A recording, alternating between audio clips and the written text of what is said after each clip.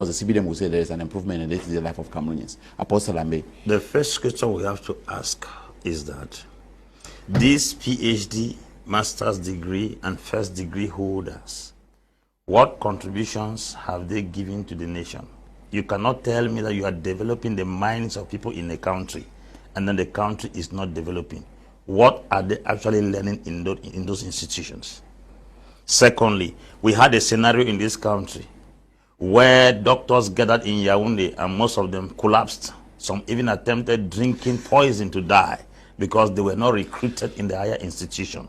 It is a cycle. You go to school, you obtain master's or PhD, you join a political party, you are appointed as a lecturer. It ends that most of our educated people come back as teachers. We have people who are teaching nuclear chemistry in Cameroon. They cannot produce a bomb. They teach nuclear chemistry, they cannot produce even grenades. We have people who are lecturing in agriculture. They don't have any farm. We have people who are lecturing in aviation, teaching in different areas, yet we don't have any effective transport company. We have all kinds of business managers in the country, yet no business is managed in the country. The private sector in Cameroon is a total failure, yet we have many MBA students all over the country, masters in business management, yet the private sector is totally a disgrace. It will shock you that those who are even managing business in this country at a higher scale are illiterate. The Kaji, the Fosos didn't go to school. The Fosso Victor did not go to school. Then you go and find out those who have MBAs in business management. They are looking for institutions to teach. Are all Cameroonians created to go back to the classroom to teach? What is their job?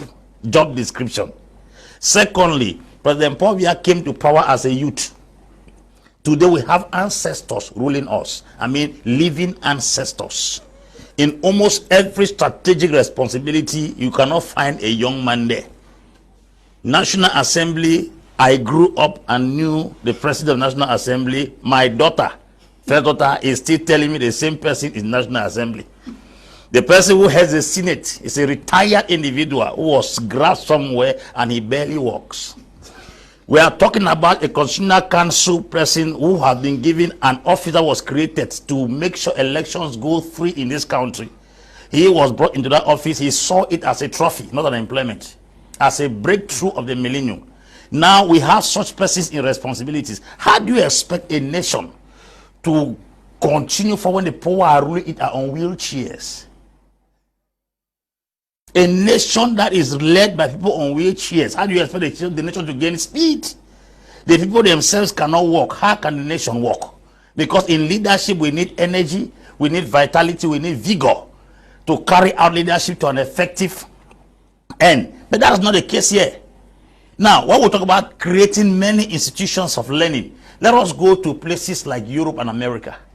You will not find too many institutions. They have more of research centers where they come out with theses and hypotheses and come out with discoveries and inventions. You hear that Americans have gone to the moon, they have gone to the... We have all kinds of persons in different fields in this country. All they are looking for is to go back to a classroom and become a teacher. Is teaching the only job Cameroonians can do? How do you explain? You go to American facilities in the country, government-based hospitals, the stories there are something else. It's a shame. Now, when we come back to address issues that are very burning in this country, we are talking about things that are very, very serious that affect the life of every Cameroonian. Look at the way Cameroonians are traveling out of the country. Guineans who are close here don't go out of the country. One of the signs you will know a country is not well is the rate at which the people migrate.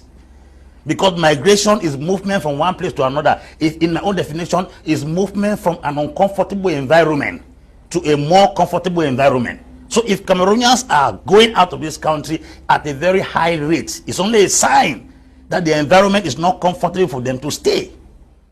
Those are the things we have to put into considerations. Now, coming back to agriculture, like what Kikishi said, that we're talking about the Green Revolution. Cameroon imports worth 4 billion of money 4 billion worth of onion every year. Onion. But we have a country that grows almost everything. We import worth 42 billion of pork every year. Now, why do we import food? The rate at which we import food in Cameroon is very bad, considering the fact that Cameroon has the most fertile soil under the planet Earth. On the surface of this earth, we have the most fertile soil. I'm sure we're supposed to be suppliers of food to other countries, not depending on other countries to give us food. Yeah. We have an airline system where instead of taking business managers to send there, we send military people to go and head a business organization. We send captains to go and head a business organization. We send even people from ENAM who have studied administration to go and manage a business institution. How do we expect our own things to grow? Do you know that we don't have a shipping line in this country for how many years? How many years we don't have a shipping line in this country? That is to let you understand that we are limited. In the aviation sector, we are limited. In the maritime sector, we are limited. In the agricultural sector, which we think is our own strength, we are limited. Going to the place of administration, the people are leading us. They told us our youths of today are leaders of tomorrow. We have now become the elders of tomorrow, and the elders of yesterday are still leading us to today. What do you expect the generation who are coming forward to think? Anyone that grows in this country and sees the way the government is being run, they will start thinking a bit of going out of the country. Because a man cannot sit in an office from 1979 to 2021. Is it your father's ancestors' tool? That's the question we are asking. You are sitting here, you are Bo Elvis, and you have gotten a degree in journalism from many years ago. You are working. There is no hope that one day you will become director of CRT, because there are ancestors who are sitting there and they must die on the seat. There is no hope. So those are the things we have to put in consideration. Look at Canada, go to Finland, go to Denmark, go to Holland. You see the prime ministers in those countries are young persons. But they have given us the impression that until you grow old and have gray hair, you are not qualified to lead.